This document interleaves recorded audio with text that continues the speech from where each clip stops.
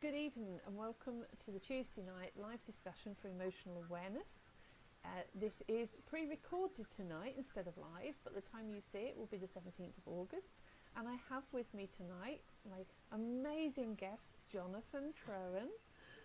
Hi. Hey everybody, hi Kay. So nice to be here with you again.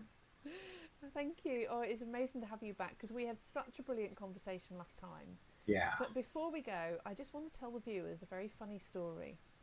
At least we're hoping it'll be really funny by the time they hear it. Right. 3 weeks ago, I came on the show live. At least that'll be the truth when you see it. I came on the show live and said, Jonathan should be with me in a minute, and didn't show up. And then, after I'd recorded the show, and Jonathan messaged me back and said, oh, I thought it was this time, I realised that I'd gone live and recorded the show at 5 p.m, thinking it was 7 p.m. So so it was no fault of Jonathan's whatsoever. And the funny thing is there were so many stories that I told in that session, because I just talked on my own for an hour at the camera, bless, and everybody hopefully heard some of it. And I honestly told so many stories of things, about blame culture and stuff. And about, I said, I've got no regrets that Jonathan hasn't turned up. It's probably something I've done wrong or could have done better. And yeah, it was. I could have been on the right time myself. So thank you. What we've decided to do is at the correct 7 o'clock on the same night, we are now continuing with the pre-record. I'm going to air it later, which you're now seeing as you're seeing it on the 17th onwards. So thank you for your patience. And what a laugh. I have never done that before and gone on to my own live show 2 hours early. That is hilarious. So here we go. This is the correct time, but it'll be seen on the 17th of August. So yay! Isn't it so interesting, the whole blame thing though? Because when I came on to do it, and then I'm like, well, what happened? And then I'm blaming me, and then I'm blaming time zones. Maybe I got time zones confused. And well, maybe she screwed up. Maybe I screwed up. But what?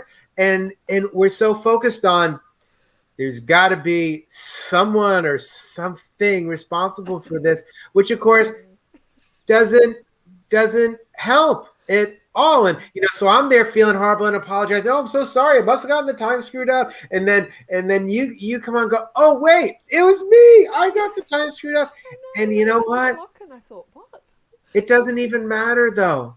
Like blame is one of the 13 saboteurs. I think we spoke about that last time. And who cares?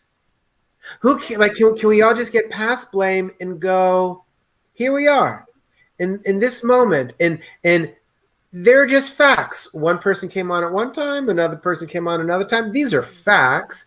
And then how do we practice kindness moving forward? And that just creates for a better experience. And in a space of a couple of minutes, we decided, do we reschedule or do we just come on tonight and do a pre-record that I can air another week, and I'll have a night off and give my weary little brain a rest. So maybe it happened for a reason. Yeah. Right? You're going to have a whole evening off. You can practice self-love in your evening off. Right. Yes. And you never know why these things happen. No, it's strange, isn't it? It really is. But, I led into the conversation in the previous one, and we'll put the link below afterwards in the chat so that anybody wants to see the previous one of me talking to myself and being a complete clever girl. It's going to really confuse my viewers tonight when they come on at 7 o'clock and find it's already recorded as well. But there we go.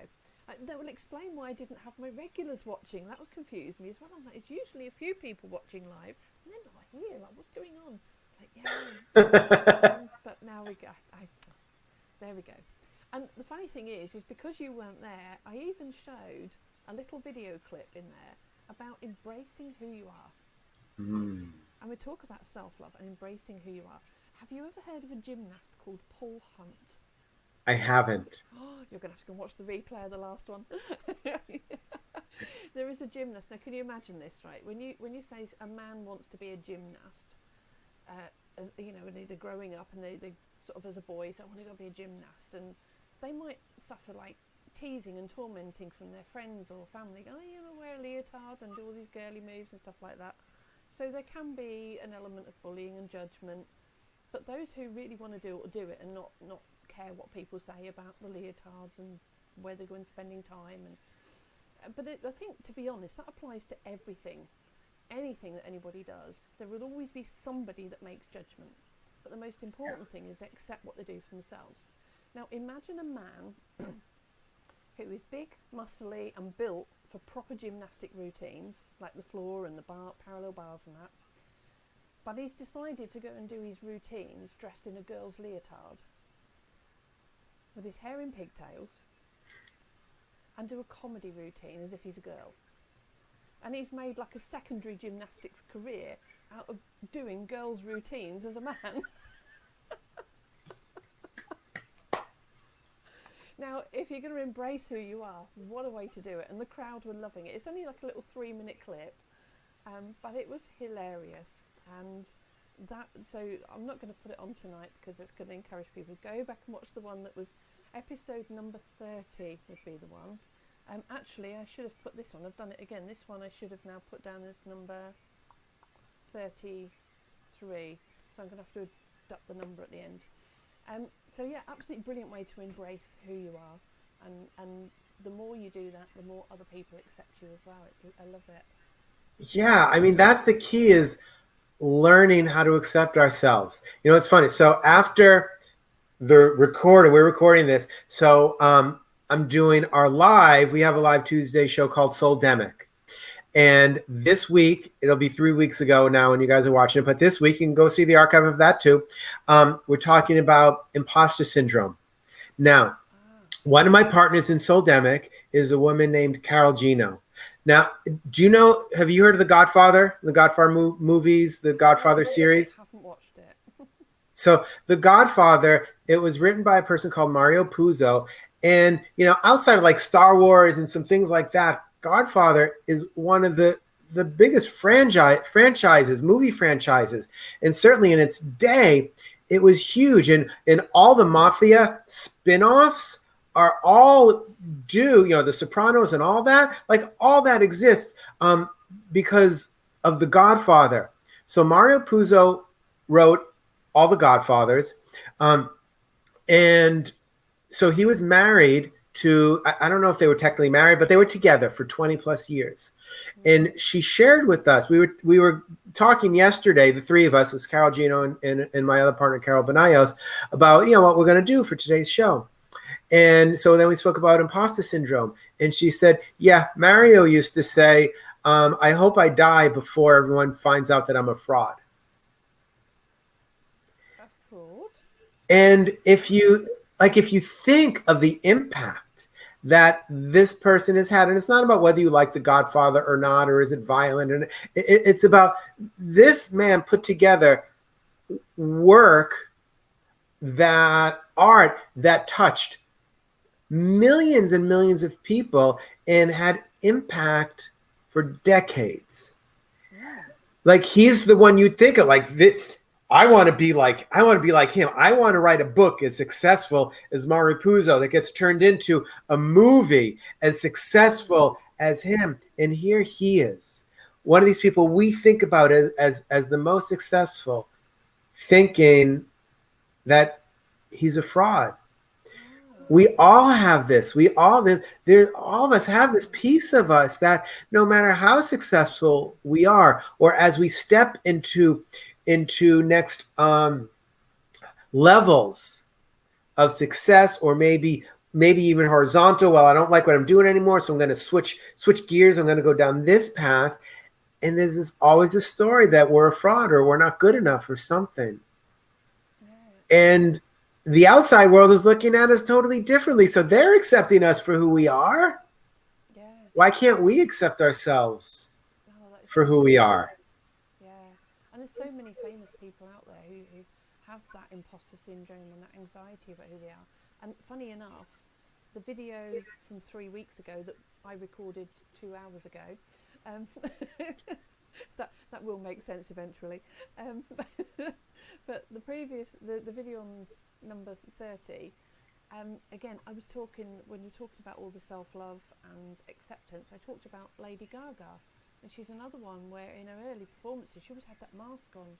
and it was like she was so confident in her performances and so absolutely spot on with her singing and her dancing and so outrageous with her costumes, and yet she just didn't like to show her face. And Yeah. she was so hidden and almost like this imposter thing, and it took a long time for it. And then she goes on to make the movie, I can't remember the name of it now, but she A did a Star is whole thing. Born. That's the one, you've got it, yeah. And that was really good, and just, you know, accepted who she was by then, in that, by the appearance of it. But in real life, I don't know. But I know, again, she does or does suffer with mental health challenges, with depression, that, like a lot of people. Yeah, because so many of us are taught we need to be different. We can't be who we are. What mask are you going to put on today? Who are you going to pretend you are today so that you can be here and impress other people? And by impressing them, you know, they'll begin to like you. And then you'll feel good about yourself for a moment because they're liking you, until they stop paying attention, even for a moment, right? And then you don't like yourself anymore because no one's saying in that moment, saying how great you are. We need to reverse this.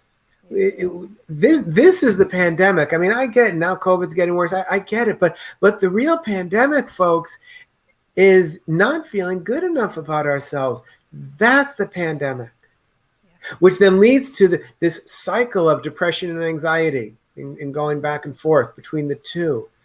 And it's simply because we're taught, be like that person over there.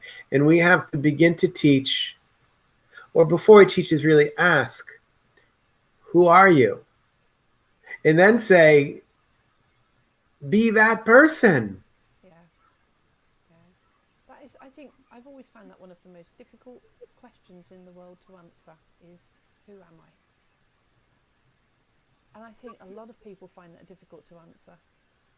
And it's like you give an answer and people say, yeah, that's what you do, or that's what you, this, but who are you? And I still find that one of the most difficult questions to answer when somebody asks me that.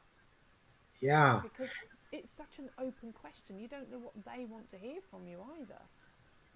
Well, that's the problem, is that we're thinking about what they want to hear from us. Okay, what can I say to make this person interested in me? Yeah. So really that's your ego is trying to figure out what their ego is thinking. Like, we don't even have people speaking to each other. We have egos speaking to egos, but it's not really even egos speaking to egos, because it's this ego trying to figure out what this ego wants. Yeah, that makes and then sense. Vice versa. Yep. So it's all a made-up story.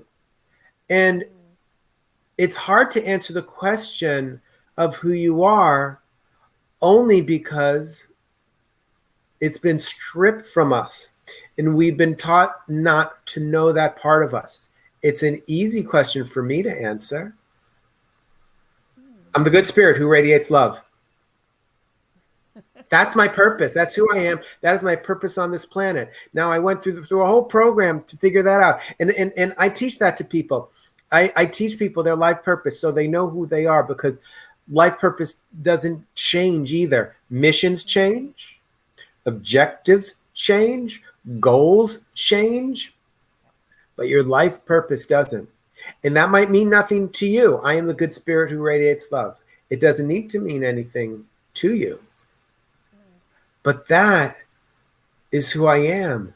And when I get lost and confused and overwhelmed, like I do, like everyone else, I'm human, I can return to that because I was taught it. And now I practice it. I repeat it. And I look at myself and I think these things.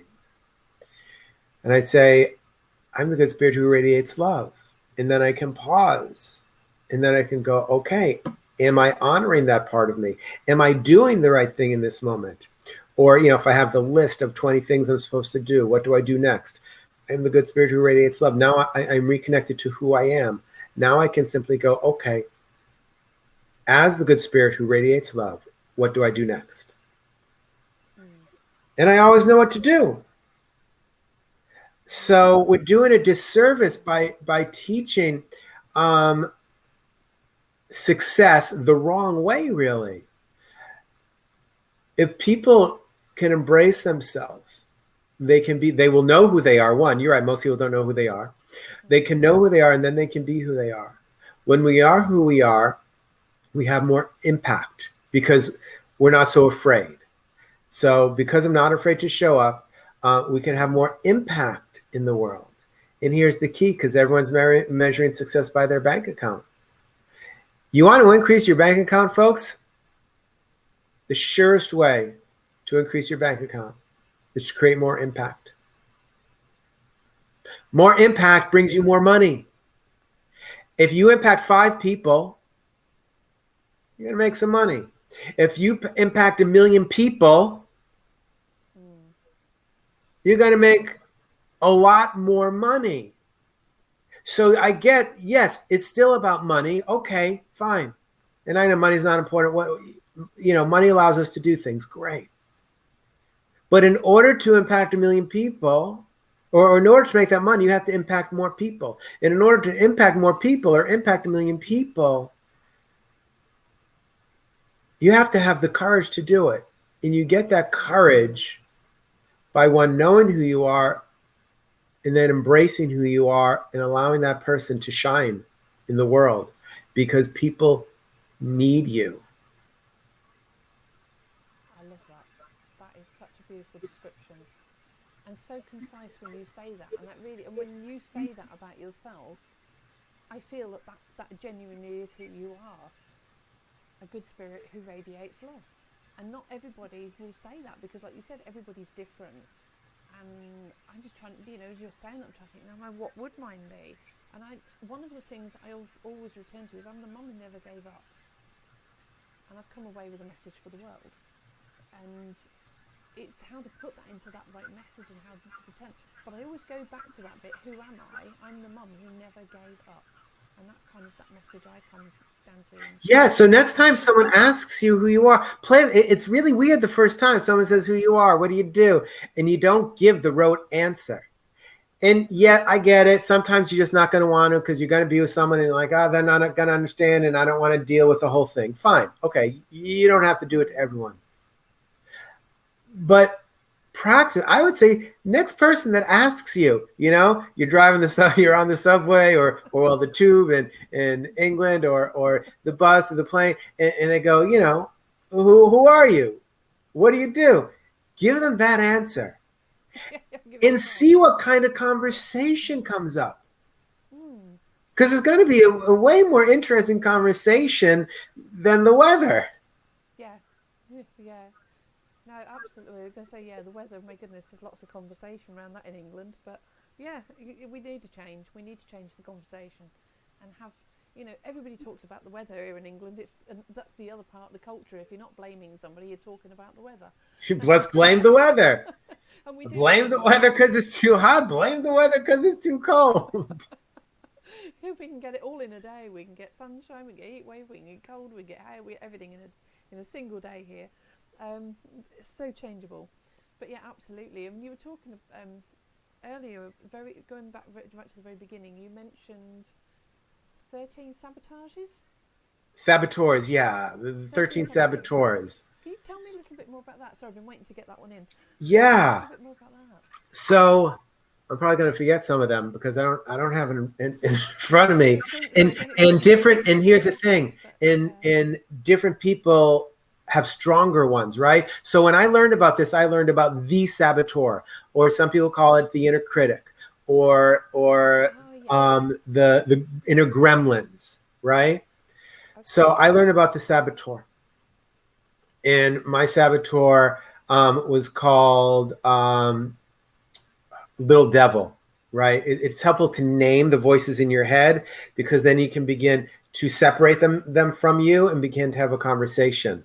Over time, he got renamed as I got to know him. I couldn't see him at the beginning. He was over here, over my shoulder. And if I turned, he was always there. So I never saw him. And then after a few years, and it didn't take that long, I was able to bring him in front of me and really look him in the eye. And then he changed to Little Dick. And it was a really little dick. So easy to laugh at. But what I discovered... what I discovered after working with a lot of people is I'd be talking to them and go, sounds like the saboteur. And then I realized, wait a minute, we're not talking to the same one we spoke to last week. This is someone different. And we dug into it. And then I work with other clients and I'm going, oh, I realized that different people were coming up, that it wasn't the one inner critic or the one saboteur.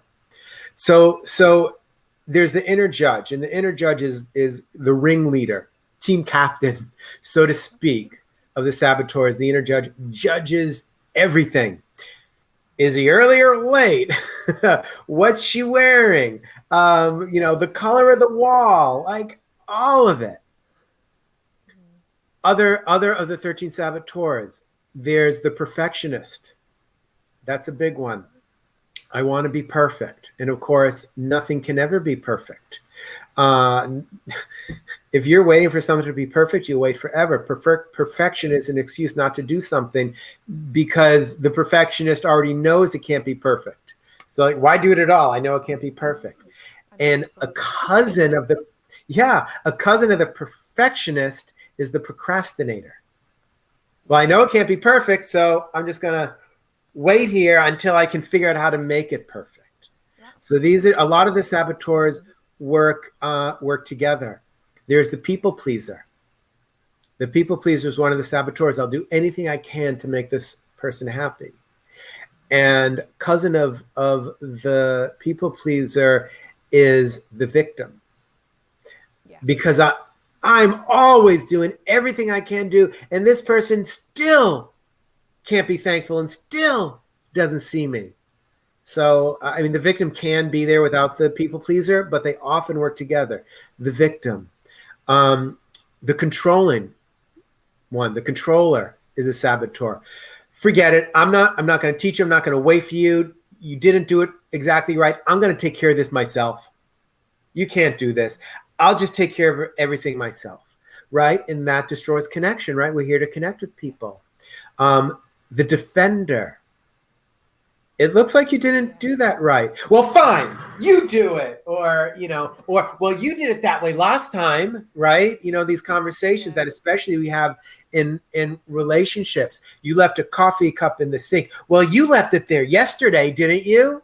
That's the one that fits with the blame culture a lot, isn't it? That's the blame. So the blame, the defender, they speak to each other. So my blame speaks to your defender. Instead of Jonathan speaking to Kay, blame, this was supposed to be at 1 o'clock Central Time. What the hell, what's wrong with her? And then your defender will come up, well, maybe it's you can't figure out what time zones are. Or, we make up these stories. And of course, that's a stupid one because we're on the same page, but we all can see this in our relationships. So though, I can't think of all 13 right now off the top of my head because my biggest ones are perfectionist and procrastinator and blame. So those are my big three for me, right? But if you join the self-love revolution, you go through the 13 saboteurs, and then you figure we all have a part of them. But I haven't dealt with these folks enough to dig in. Oh, resentment is another one. Resentment is another one of my bigger ones. Resentment, a big saboteur, and we hold on to it for so long. If you go through the self-love revolution, you learn about the 13 saboteurs, and you see who shows up in your life the most. And to be clear, look, it's the 13 saboteurs because, 13, the unlucky number, it rings easily. In the last, I have the on-demand course, but in February, I did live on Zoom with a whole group of amazing people, a 10-week course. And one of them said, I have this other one. I forget what it was. I have this other one. And even on the worksheet, there are lines there. If yours isn't here, write it in, right? So I said, great, write it in. That's yours. Now you can either have 14, you can cross another one off that you don't have, that doesn't resonate with you. So it's not like it's this is the rule and you have to fit into it. You may very well have another one I haven't discovered yet. But it's a really helpful way to figure out how you are showing up in the world. Yeah. No, it's interesting you say that. resentment one is, as soon as you've said that, I'm like, that's one I've been battling with this year, resentment. And it's not one I'm familiar with. It's not one that's been big in my life in the past. But now all of a sudden I'm feeling it, and that's been a tough one to face up to. But just hearing that, I'm like, my goodness, yeah. But wow, I'm gonna have to look more into this self-love revolution. I can't say it, self-love revolution, and definitely come see that, because it sounds amazing listening to all those different personality traits. Because I do the emotional cycle, but that is 4 colours plus change, and we talk about change. But mine doesn't encompass all those personality traits. That's a whole new level, and it just sounds absolutely fascinating. It's really powerful, and it's really powerful to identify them, because in some of them has special names, right? Like little devil, little dick. Some of them don't, and that, it's just okay, resentment. But I also have pictures of them. So resentment, the first time I saw resentment, now it doesn't mean he wasn't there before, it was just the first time I was connected to myself enough to see him, right? And he was leaning up against this brick wall. It kind of looked like a high school brick wall, what a high school in America might look like. Although not my high school, interestingly enough, it wasn't that. And he was sitting there, and he's got this little beard, and he's smoking a cigarette. I never even smoked cigarettes, but this guy was obviously somewhere a piece of me, and I'm like, who's that? And I talk about how we need to begin to create dialogue with the saboteurs, not always friendly dialogue at the beginning. It's not like, oh, be all nice, warm, and fuzzy. But this guy wouldn't even come off the wall to have a conversation. It took about 3 months. And now but then he finally was willing to talk to me. I know this is where we're talking in our imaginations. Everyone's like, you're talking to yourself? Hey, look, folks, you're already talking to yourself. You talk to yourself nonstop every single day. So I'm just suggesting a different type of conversation to have with yourself. So finally, resentment came off the wall, came to where the rest of us, me and all the people in my head, were. And I got to learn what was going on with him, and then understood why he was resentful and pissed off. And then it was like, oh, because we get pissed off at our saboteurs. I go, yeah, you have every right to be upset and pissed off. Yeah. We make our saboteurs wrong. Sometimes they're not. Yeah. I'm like, okay, I understand you. I have your back. And as soon as he gave me permission to do it, and I did it, he softened. Now, I'm not saying I'm never resentful of anybody, but I can tell you my resentment is way down, way down. And we talk, and when I feel it come up and I feel him, I look at him, I go, hey, I get it. This is a bullshit situation. Sorry if I'm not supposed to swear here. But I said, yeah, this is whack. I get it. Yeah, so I get it. This is bullshit. I get it. So let's just be here for a moment and see how crappy this feels. And then I give him a hug, and then we're okay. And then that gives room, because the resentment can shut down the good spirit in a second. Even though the good spirit is stronger, the good spirit will step back and go. Yeah. But what that does is that creates room for the good spirit to rise up, and then I can go, okay, good spirit, what's my next right action? What do I do next? Interesting though you're saying that, because it makes me think of a series I watched. I can't remember if it was Netflix or Prime, but I watched it earlier this year, or late. I think it was late last year, early this year, and it was called The United States of Tara. I don't know if you've heard of that one. I haven't seen it. I've heard of that, but I haven't seen it. Yeah, a lady who's got what they called multiple personality disorder. I can't remember the exact term now, but she had about 12 different personalities in the end, like all these different characters coming out. But it was like something would happen and she'd switch, and then her whole expression would switch, her body posture would switch, like she was a different person, literally. So like you're saying, we do have all these different personalities, I get it, and it's like, as I'm listening to you say it, I'm like, oh, it just makes so much sense to things I've seen and how I feel, but not being able to put it into those words. And this is what awareness is. This is why I call it emotional awareness discussion, because it's these discussions that bring about this awareness of things that we deal with every day, but we just don't think of them that way. But anyway, so this United States of Tara, she's got all these personalities, and she like switches, and then she'll go off and she'll actually get changed. And like you say, 1 minute she's an attractive housewife, next she's got denim jacket on and jeans and steel toe cap work boots and cap on. She puts these big chunky glasses, got fag hanging out of her mouth, and she becomes this guy, like Butch or something. And I just can't remember his name, Butch Chuck or something. And she literally becomes this other person to deal with that next scenario. And then when that's over, she moves on to another one and another one. But it's how her family deal with it with her. But at the end of the day, as you're saying, it's about embracing, like you're talking, I couldn't imagine, like you're saying about having that conversation with those persons within yourself. And it's almost like how you're visualizing them is a halfway step between me not seeing any other version of myself other than I am all of it. And it's all jumbled up and I can't separate it all out, to you're having these visualizations to she was actually becoming those personalities. But ultimately for her, for you, for me, the ultimate is to embrace all of it and make all of it work in unison. So it wasn't about getting rid of her other personalities or you getting rid of yours, but it's about making them work as a team.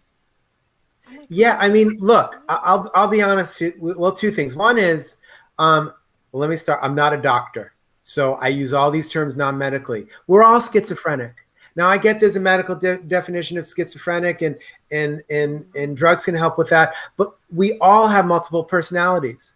We are different in front of our parents, in front of our friends, in front of our coworkers, in front of our children, in front of a stranger, when we're on an airplane, when we're watching a movie. We are different people.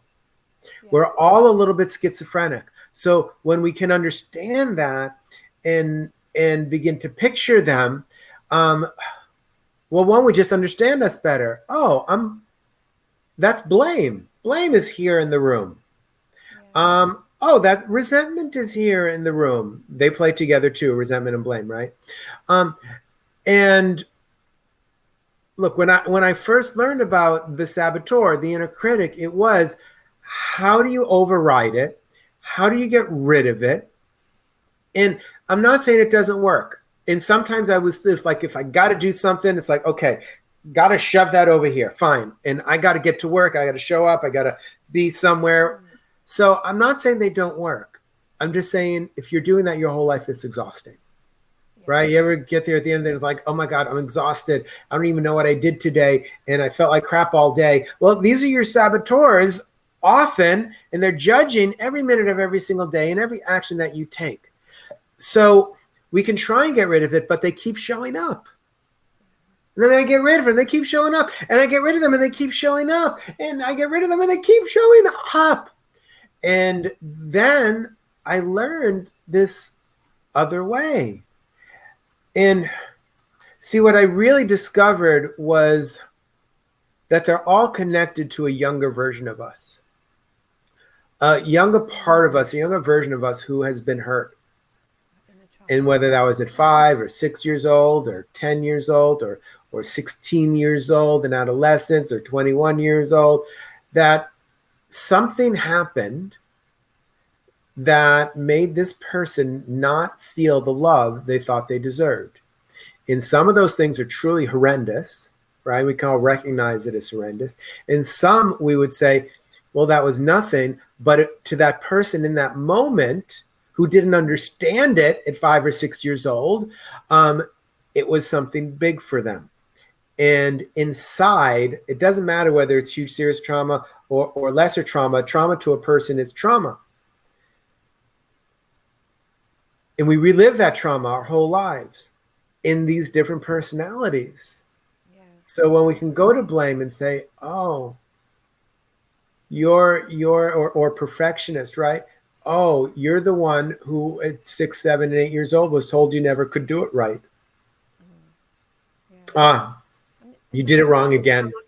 The teacher did it wrong again. Parents did it wrong again. So when we can make that connection and then create space for that child version of us and love that child unconditionally and love our saboteur, even if we hate it. You can love and hate your saboteur at the same time and not want her or him there, but say, but you are here and therefore I will love you unconditionally like a child.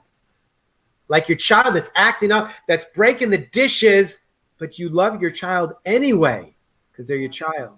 When we can have that relationship with ourselves and those parts of ourselves, that's when peace and freedom arise. Wow. Powerful. Very powerful. Wow.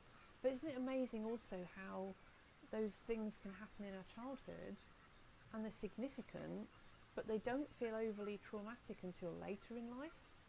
And then we realise, actually, that thing that happened back then is now having a bigger impact on me now. And the trauma seems to expand with age at times. And it's how to take that back down.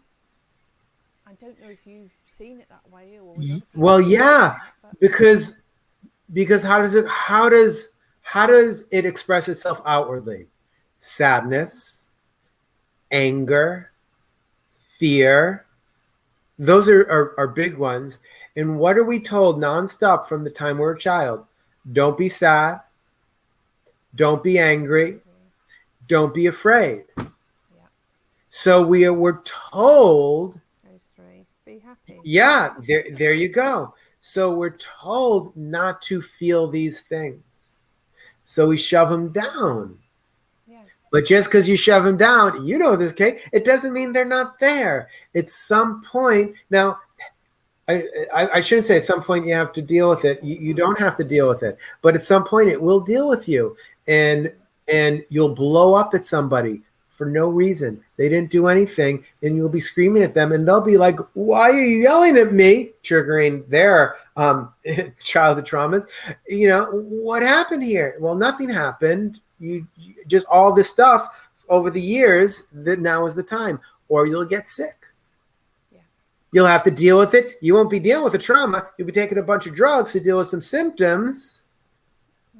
But, you know, and this isn't a blame sick people thing. To be clear, you know, they ruined our food, ruined our air. There are reasons we're sick also, and not all sickness is your fault. But if you don't have, if you work through some of those traumatic experiences, your immune system, both the reduced immune system and the overactive immune system, will be less likely. You are more likely to have the immune system that works properly to help defend you from the illnesses. You know, I don't know, they put toxins in your water or food. I don't know what we can do about that. But we can do the best we can. And part of that is working, understanding that you do have trauma. Yeah. The person across from you has trauma too. Like that was a big understanding for me, which really I only understood in the last few years. And it's made me a much more compassionate person. That everybody has trauma. Yeah. When that person is screaming at you, you don't know why. Just be curious, become curious, and ask yourself, not them, you'll piss them off, but ask yourself, I wonder what happened to them that I don't know about, that is exposing itself right now. So that compassion can arise. I'm sorry, what were you saying? No, I think you can sometimes see that in people where they've been traumatized by something. It affects their behaviour towards other people, but they don't have the compassion to see that other people are going through stuff too. And I think they're the people I've experienced who I would class as toxic. And it's not their intention to be, but that's the encounters I've had with people like that who have that trauma without the compassion. They tend to build up this toxic environment, and not intentionally. Yeah, and usually it's because repeatedly. Yeah, they've often even recognized that trauma is there. Sometimes, not all. Sometimes they just don't even know it's there. And sometimes they've recognized it, but they haven't practiced forgiveness, right? We spoke about the 13 saboteurs. You know, you have to practice them forgiveness. And they haven't practiced forgiveness of others or themselves, which is necessary to heal that trauma. And you know, there are whole forgiveness practices. I have a daily forgiveness practice. I forgive every single day. Sometimes they're little things. Sometimes it's nothing. I do it anyway. And sometimes they're big things. I practice forgiveness every single day so that new things don't turn into trauma. Old traumas can be healed. And by healing them, it then allows me to be more compassionate to others. But before they got healed, now I'm not saying, I don't think I was really mean to other people, but I wasn't always understanding either. And can you believe? Okay, can you believe that person was just like that? As opposed to, okay, that was a really hard experience. That person. I wonder what's going on. Let's hold some space for them, because that must be a really tough thing they're going through. It just changes the way you show up. But you've got to practice forgiveness for it. Forgiveness, I call it the most important skill that we've never been taught. Yes, yeah, absolutely. And it is a tough one, and sometimes you don't feel like forgiving, but you know that it's the only way to get freedom. But like you said, resentment can kick in, and then you're struggling with that one again, and yeah. But giving in to resentment and letting that win is not the answer either. Not letting it win, but see, that's what people are afraid of. If I recognize it wins. If I give it permission to be, it wins. And look, I didn't make this up. You guys do an experiment and test it out for yourself. What happens when I'm angry and I don't try and get rid of anger? Now, that doesn't mean scream at the other person. And it doesn't mean keep running the story in your head. It means, what does anger feel like, right? Emotional awareness. So what is emotional awareness? Emotional awareness to me is, okay, I have an emotion. Let's call it anger right now. The awareness is, what is that? It's a physical experience in the body. You've just put a name on it. I call it angry. In another language, they call it something else. Anger is just a word. It could be bitchy. It could just be glancing at somebody like... Yeah. It could even be that. In some emotions, like we'll use sadness, and sometimes people feel sadness in the throat, sometimes in the heart, sometimes in the stomach. They still call it sadness, but those are three different emotions. So what does this anger feel like? Okay, my heart is beating, my chest is tight. Now I'll go back to story. Oh, that person. No, I have to get out of the head and go into the body. But the first thing we want to do is stop the heart from beating and stop the chest from tightening. And what I'm saying is, don't do that. What I'm saying is, be like a newspaper reporter. Not the new kind that is all opinion and commentary, like newspaper journalists from 20 years ago when they watched the news and reported. So watch the news, report it. And I'm telling you, you will notice it begin to dissipate. If you fight it, it wants to get stronger, because it's saying, you're not listening to me. Hey, Jonathan, you're not listening to me. I'm trying to get your attention, Jonathan, and you're not listening to me. So I'm going to be faster. I'm going to get tighter. And it's going to go on like this for weeks and months and years. Yeah. But as soon as I can go, okay, anger. Okay, I see you. And I'm aware that you've got to go early because you've got another meeting to go to. And once again, we are just getting to the point where I wanted to get philosophical with this. And I don't want to have to keep drawing you back in over and over to do this. I've been watching a lot of work recently, discovered the delightful works of Greg Braden from Gaia. And he's got a lot of videos on YouTube, and he's talked about how we were just touching on last time at the end about the chakras, and you said about the brain, the heart and the stomach all having individual brain cells and neurons. Yeah. And I said, I have a feeling that they will keep discovering them until we reach all 7 chakras. And I know because of the sensations I get when I feel different things, and it is about bringing that awareness about. But in particular, there's one I've watched this week with Greg Braden about the neurons in the heart. And we have 40,000 neurons, top right of the heart, or mainly they sort of encompass half the heart, but they're all around the main valves. 40,000 neurons, and he says that the minute something happens, our heart has already made a decision before our head can tell us what to say. Yeah. Just like that. And it makes sense, because it's like, you see somebody, you're either like, oh, and you're like pleased to see them, or like, I don't want to see them. And you make, like, just see somebody in the street or something, and your heart has already made that decision about your encounter with them before you've even got within 20, 30 feet of them even. And the heart is so powerful. And this is what I've started to realise with how I've been feeling. Like I've had this, like you sat, this feeling in my throat, feeling in my heart. My stomach's not been so bad this year. That was all the stress last year. But I've started to realise just this week, hang on a minute, I've been doing all this emotional cycle work for the last 6 years about the brain, and I need to start looking at that separately for each of the different chakras, or certainly for the head, the heart and the gut. And Yeah. actually use it. So we could be one state in our head, another one in a heart, another one in a stomach, another one in a throat, and the emotional states can get all jumbled up, and no wonder we're confused. And what we keep doing is we try to override what we're feeling in our heart and in our solar plexus, the stomach area. We try and override it based on what they taught us as we were growing up.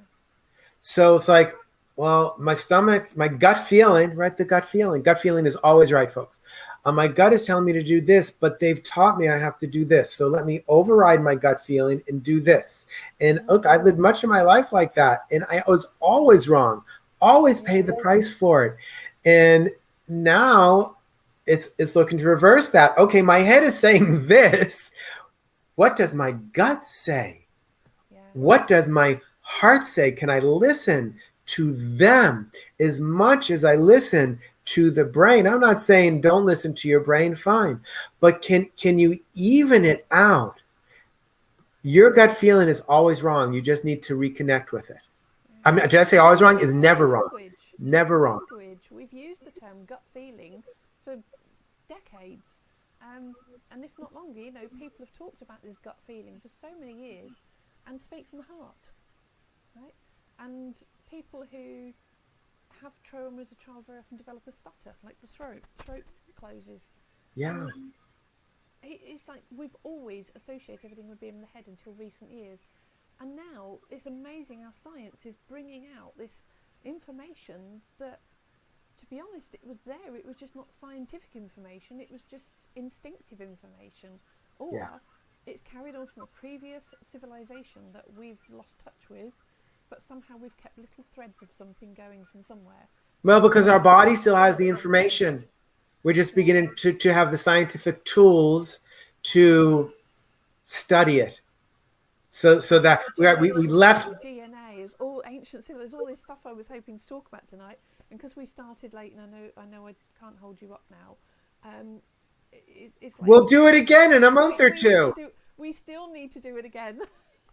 All right, I will be back. I promise you. Can I ask you an honour? Yes. Would you be my final speaker for my 52-week challenge? Sure. And we will finish this as the final conversation. Love it. I think we do really, really, really need to finish that conversation and get into those philosophical parts, because I think that sounds amazing. And tonight has been absolutely an eye-opener and an insight, and I think that will be of great value to so many people. And I am really grateful to you for joining me at 7 p.m. tonight, so we can air this in 3 weeks' time. We just recorded tonight's 2 weeks early. Oh wow, what a laugh. Thank you so much for having me, and I am so looking forward to the next one. Thank you. And yes, I'll send you the link when it's out as well, so you can share it. But thank you so much again, Jonathan. And I will put you on for the last one, which is going to be sometime in December. Awesome. I think we've got to do that. Make it go out with a big bang. All right. All right. Take care. And thank you. Next time. Bye. Bye.